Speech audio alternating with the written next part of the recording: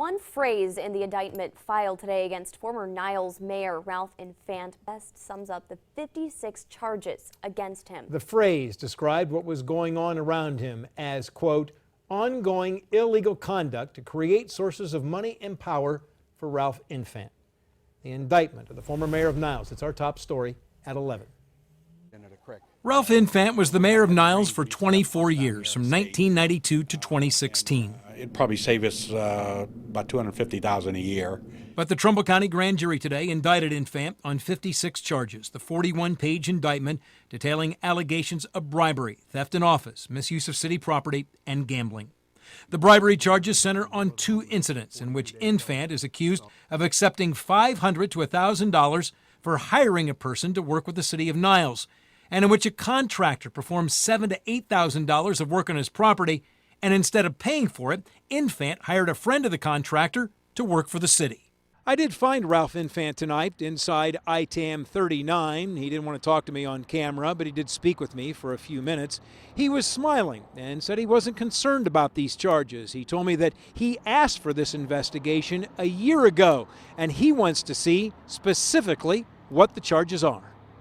The ITAM Club, which Infante owns on Route 422, was also part of the indictment, claiming that slot machines and games of chance operated out of the ITAM, and that for almost 30 years, from 1987 to 2016, Infante profited from money bet on sports, and that Infante and/or ITAM 39 failed to withhold taxes of employees.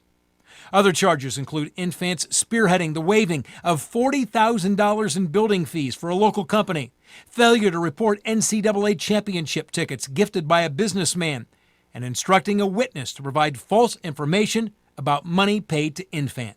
Either one of you want to comment on the indictments? Niles City Council's Finance Committee met this evening, and no one on council wanted to comment on the indictments. Even Mayor Tom Scarnecchia had nothing to say. I don't know anything about him, Stan. I have really no comment on it. Can we get an interview with you? No. The indictments come 10.5 months after the February 1st raid of Infante's house and ITAM 39.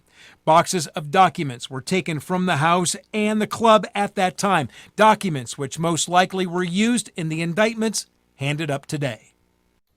Now, also indicted today were Infante's wife, Judy. Her charges were mostly tampering with evidence. Now, city water employee Scott Schaefer was also charged with 2 counts of theft in office.